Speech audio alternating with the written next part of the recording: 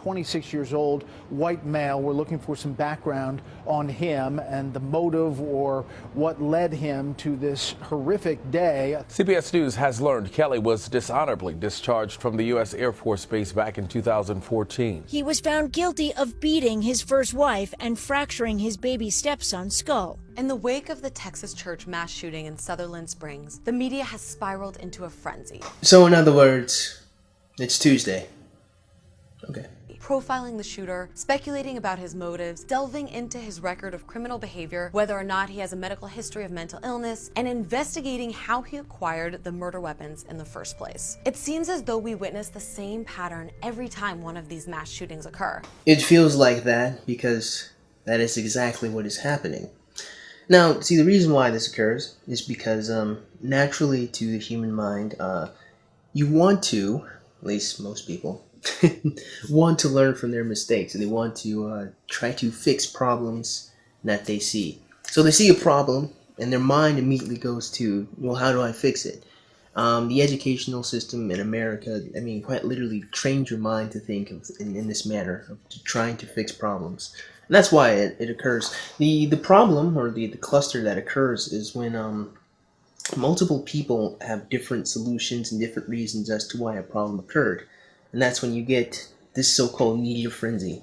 They're all, psychologically just trying to solve a problem, but their solutions are oftentimes silly and ridiculous because, they're always politically motivated. That political motivation kind of controls how they're going to go about solving the problem because it has to be consistent to whatever ideology they have, rather than it being reasonable. Case in point, I'm going to assume this entire video. I think you're going to prove me right. I haven't seen it yet, but I have a sneaking suspicion that you will prove me correct here.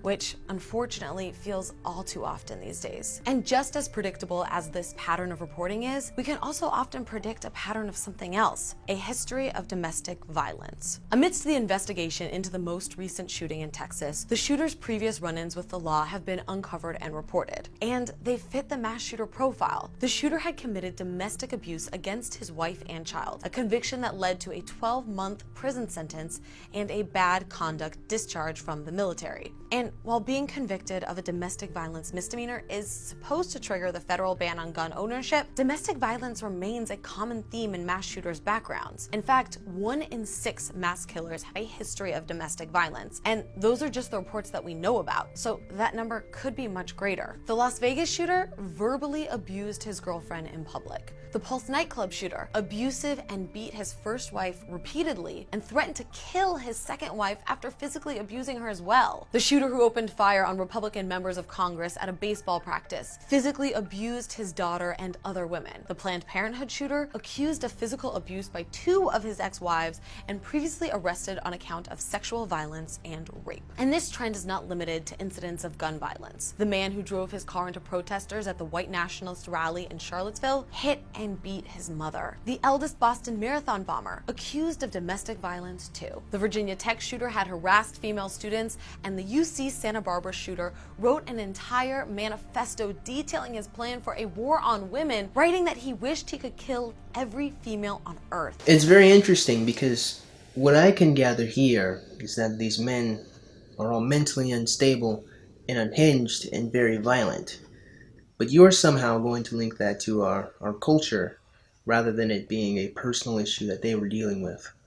I will make that assumption that is exactly what you're going to do. Let's see if I'm right. If I'm wrong, I'm wrong, but I don't think I will be.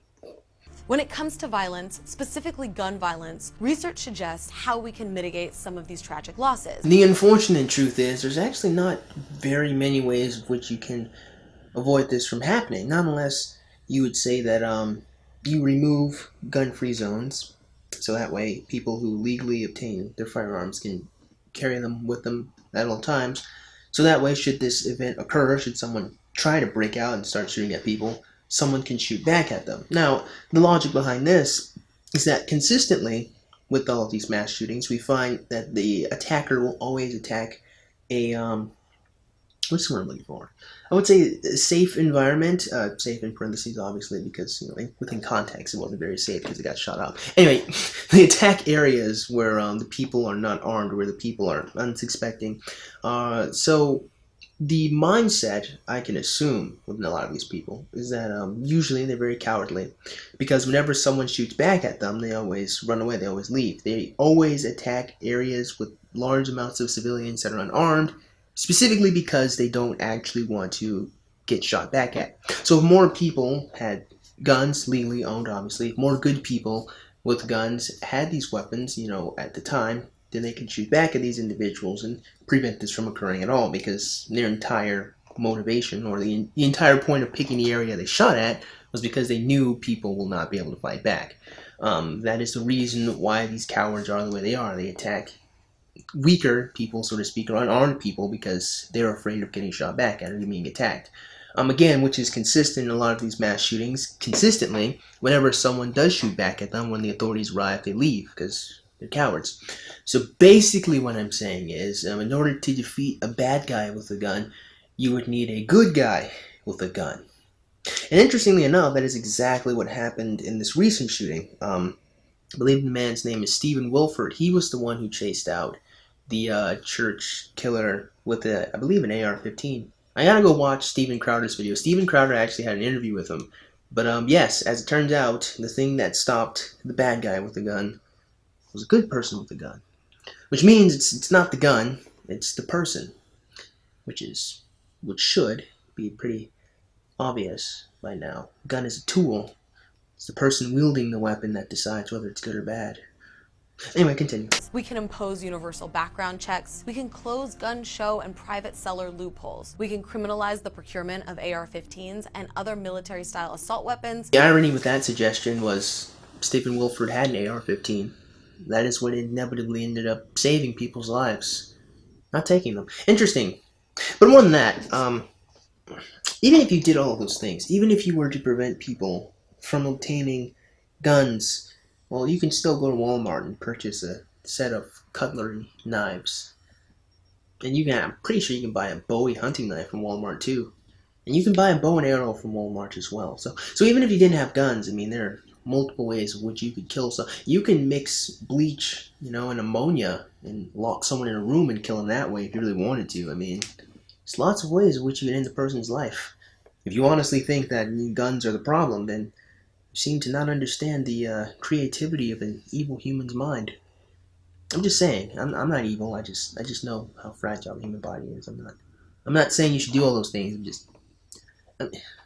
Keep going. We can even reduce the number of guns in circulation, which has been proven to be the most effective method of reducing gun violence. No shit. If more people stopped driving cars, I'm pretty sure you'd have less car accidents. That's not...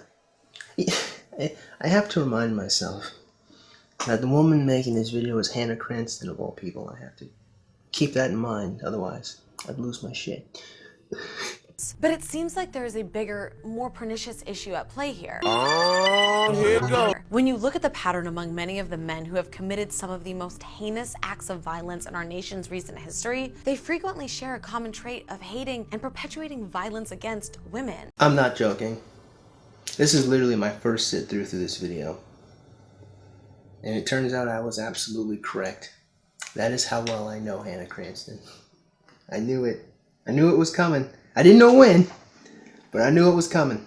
And while I fervently believe we need stricter and more comprehensive gun safety legislation, we also need to take a look at the bigger issue here. We have created a culture of toxic masculinity, wherein some men come to view violence as an acceptable means to exert control over the women in their lives. That's why they shoot and kill men too, because they hate women. Do you listen to the words that come out of your mouth, my friend? They kill lots of people in these mass shootings. They not just... The only example of which you could bring up where a mass shooter had the intent to kill a bunch of women was Elliot Rodger. And even then, he failed in that regard. He ended up killing more men than women. 3 more, but I mean, more nonetheless.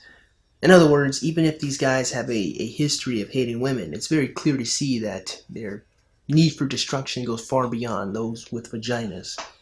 Because, I mean, the proof's in the pudding. They kill a bunch of men too. They just kill people. Before you attack this woman on being sexist against men, even though, yes, reverse sexism is not a thing.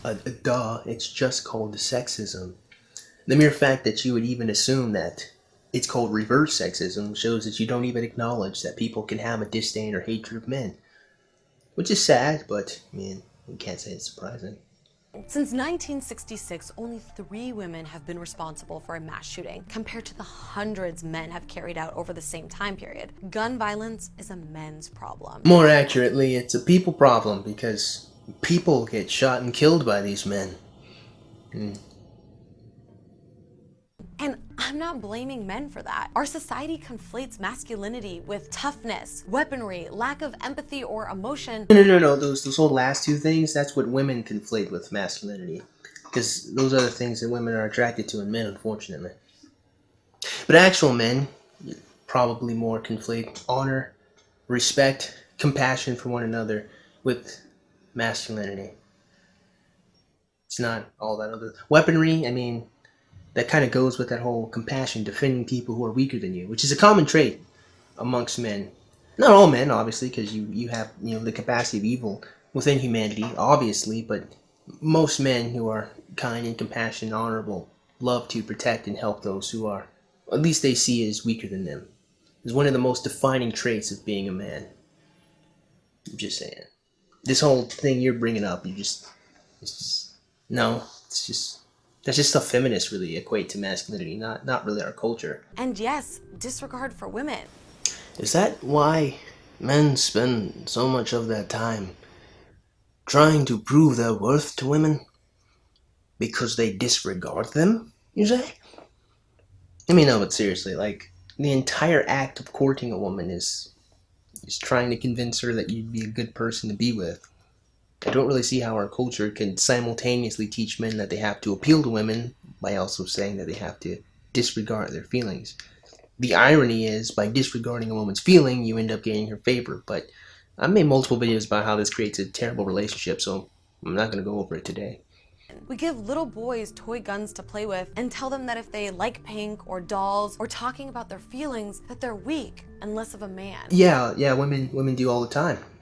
See, the thing is, and I'm not trying to say that it's women's fault for toxic masculinity. That's not what I'm saying. I don't think toxic masculinity is really a thing. What I am saying, though, is that the idea that talking about your emotions or feelings is viewed as weakness is because if you are a man and you talk to your feelings about a lot of women, about how you feel, a lot of the time, they don't take it seriously. Now, this isn't all women. I'm not saying every woman is like this, because it's not true. I've had lots of female friends who respected me as a human being and allowed me to voice my opinions and voice how I feel.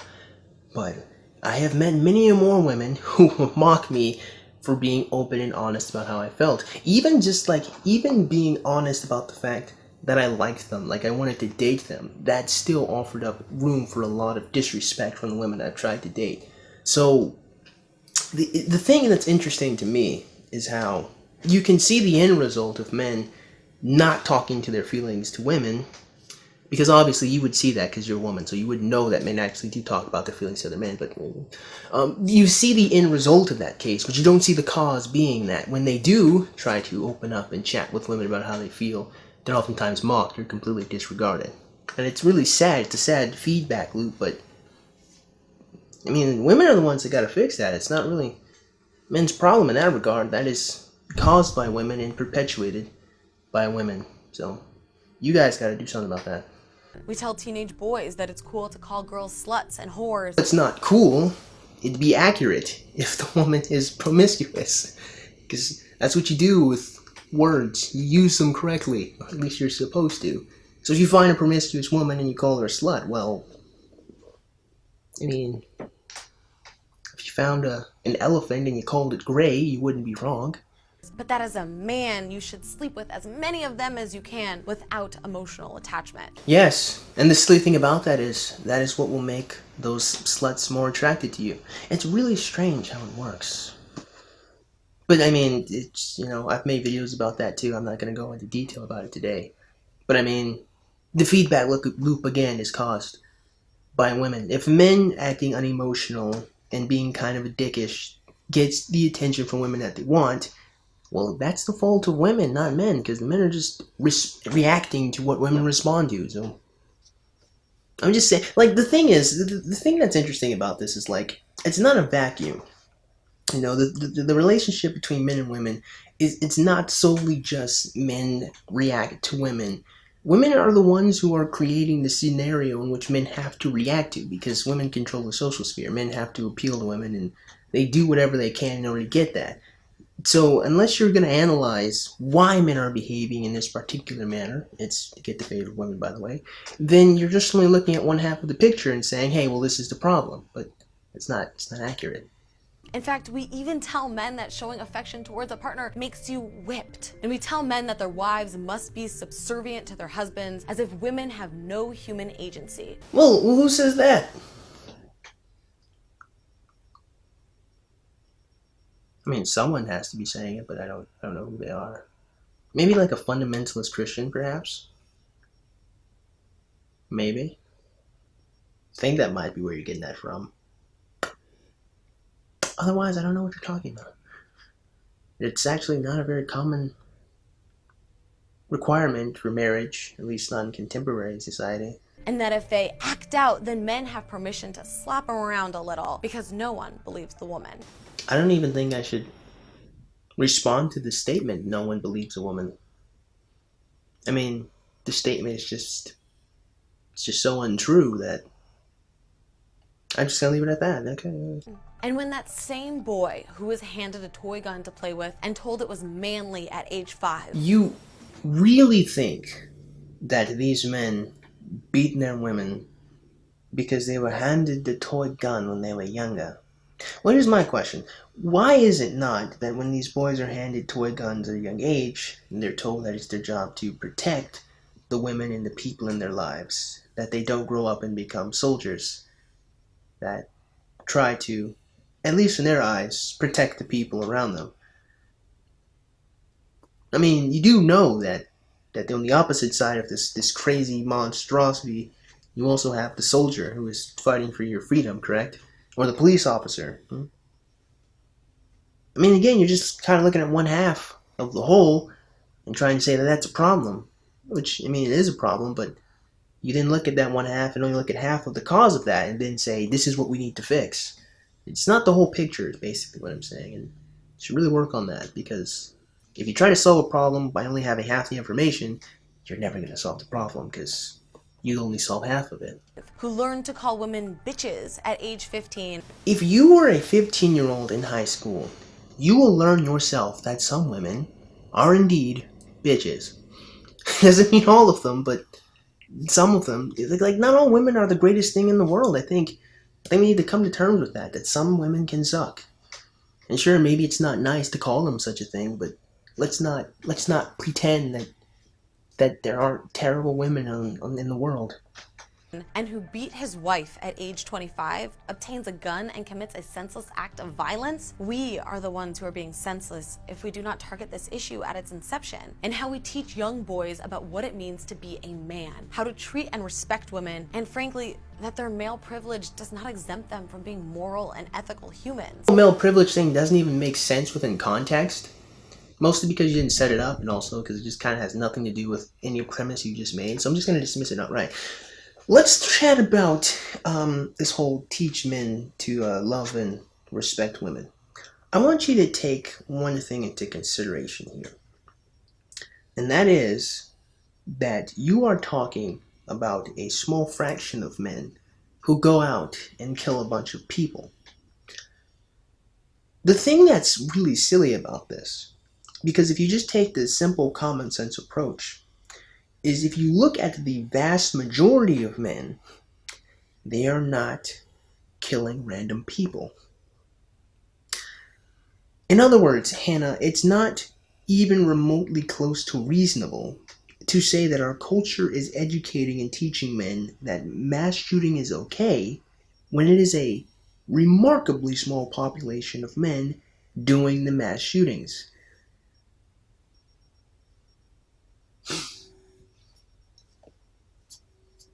I guess actually, now that I think about it, that probably could be the whole video right there. I probably could have summarized the whole video by just saying 30, not even 30, 3% of men, I just made it off my head, 3% of men shooting a bunch of people is not indicative of a culture-wide problem of men being violent creatures. Do we need a cultural shift around gun control in the Second Amendment? Yes, we do. Well, no, not really. If you had a cultural shift of virtuous, righteous people who seek to help other people whenever, harm would come their way, then you wouldn't need to try to create the government or try to have a government enforce any laws that would restrict their freedoms, because their virtue would make them do what is right on their own right.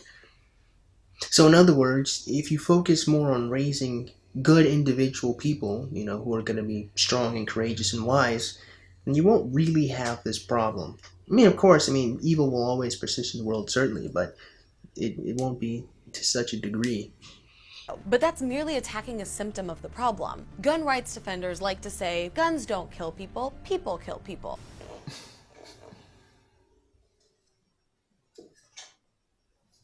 They're not wrong. Once again, which I always say whenever someone brings this up, if someone really wants to kill another person, it's actually not a difficult thing to do. You could poison someone if you really, don't want to get your hands all that dirty. So, if it's not a gun, it could be peanut allergies. If you want someone dead, you can get it done. But it's not people. Overwhelmingly, when it comes to mass shootings, it's men. 98%, in fact. Well, shit, Hannah. Well, shit. Well, at least you're open about how you feel. I'll give you that one. So while stricter gun laws seem like a no-brainer... No, not really. Because even if you created stricter gun laws, a crazy person could still get their hands on a gun. Let's say a black market might be created. And thus, you've created an even worse situation. Because now, lawful citizens don't have guns, but unlawful citizens do. They in so facto would become unlawful citizens if they had guns, if guns were banned. But forgetting that obvious, statement, point of fact, you then create even higher populations of people with no real means to defend themselves against gun violence, because only the bad people would have guns, and the good people would just be walking around, with pencils in their pockets, maybe poke a gunman's eye out, I guess. The point is, if you created even stricter gun laws to prevent normal people from getting guns, then when the crazy person gets the gun, it will be even worse, because you have a larger population of unarmed people. In other words, what you would really need to do is raise kinder human beings to avoid these crazy individuals from existing, rather than trying to create laws that do not affect human behavior too much. So while stricter gun laws seem like a no-brainer, we can't just focus on the symptoms. We also need to attack this problem at its source, which is toxic masculinity. Toxic masculinity hurts women. Fuck you. Oh, fuck you, fuck you. Fuck you, fuck you. Fuck, fuck, fuck, fuck, fuck, fuck, fuck, fuck, fuck, fuck, fuck, fuck, fuck. It hurts men, and it is responsible for the deaths of innocent children, women, and men in these mass shootings. Don't be complicit in this problem. Share this video with your friends and follow me at Hannah Cranston. And as always, thanks for watching TYT. If you take a second to analyze the premise that toxic masculinity is the reason why a lot of men do whatever they do, and mass shootings, abuse their wives or whatever, you'll notice that it being caused by our culture just really doesn't make any sense. Mostly because if you analyze it, you'll find that it's a majority of men who aren't doing these things, and a minority of men who are. So it's not even reasonable as a conclusion to say that the minority somehow reflects the majority. It's just kind of basic mathematics or just common sense. So her premise kind of falls flat on its face from the offset. But the thing that really kind of gets me the most is the fact that no matter how much Hannah tries to say that this is not, the fault of men, it's very clearly and easily just, sexism against men. And the thing that kind of bothers me the most about it is its lack of acknowledgement as a thing that, occurs. The problem with a lot of these mass shooters, again, is that they're off their rocker. There's always something wrong with them. And another thing that's really, really consistent is that they're very cowardly individuals. The thing that's really funny to me about the particular, latest mass shooting is that, again, it was a good person with a gun who chased away the bad person with the gun. It's the clearest example that when someone virtuous comes and they have a weapon, they do the right thing with it. When someone evil has a weapon, they do the wrong thing with it. In other words, it still always comes down to the individual and whether they have virtue or not have virtue. I mean, culture obviously is very important. Culture obviously has an impact on how you're going to raise people and who they're going to be. But you can't use that as an excuse when you find that the vast majority of people are not consistent with what you are blaming on the culture. In fact, whenever I see how men treating women, it's usually quite the opposite. Men don't normally treat women very poorly. Some men do, obviously, but usually it's not this. It's not, lots of abuse. So, that's the end of her video, and subsequently, the end of mine. I certainly hope you guys got something out of today's video, and if you did, man, go and click the like button. And shoot, go and click that subscribe button. Comment in the comment box below. As always, you guys have yourselves a great day. I'll see you cool cats soon. Adios.